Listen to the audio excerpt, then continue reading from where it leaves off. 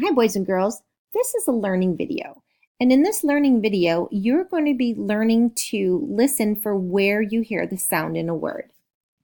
Okay, so today I picked the word cat for you because I know that's a word you already know. So let's listen for the word cat for a second.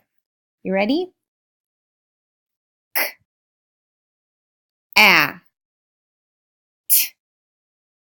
Now look up here at these fingers. We have the beginning or the first sound, the middle or the second sound, or the third or the last sound.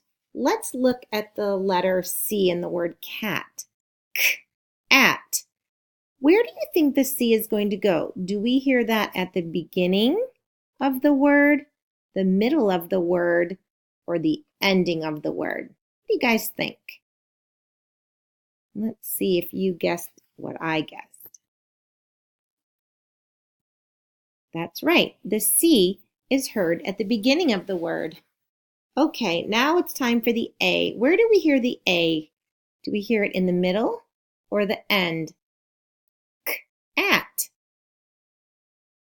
That's right. It's in the center. The second sound, the middle sound. Here we go for the last sound. K, a, t. Where do we hear that T at? That's right. The T is going to go right here because that's the ending of the word. So boys and girls, I want you to notice that the word cat has three sounds. K, at, the beginning, the middle, and the end.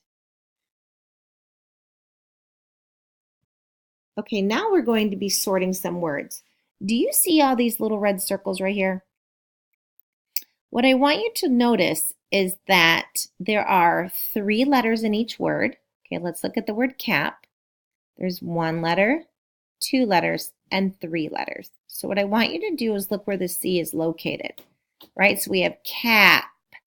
The C is at the beginning, isn't it? So if I were going to sort the C, I'd want to put it here because the C is at the beginning of the word.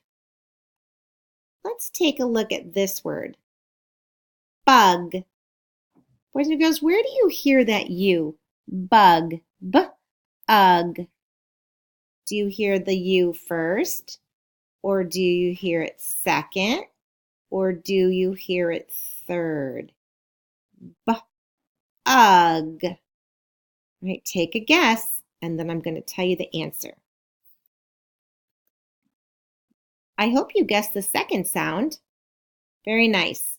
All right, let's see what we're going to do next. Let's try this word. Add. Where do we hear that D? Beginning, middle, or end? That's right, we hear it at the end. Okay. I'm looking for a word that has a letter in the middle. See if you can find it. I hope you picked this one right here. Red. You see how the E is in the middle? Red. So let's sort that one and put it where it goes. Right there in the second spot. Okay, now I'm looking for a word with the first letter circled. Can you find it?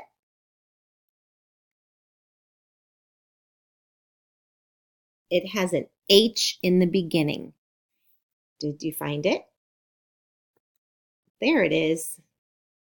And finally, we have the word zip. The word zip has a P at the end. Zip. Do you see how it's circled at the end? So that's going to go over here where the ending sounds are. So in review, let's take a quick look.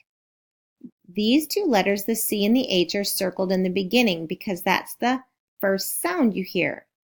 The U and the E are circled here because that's the second sound you hear.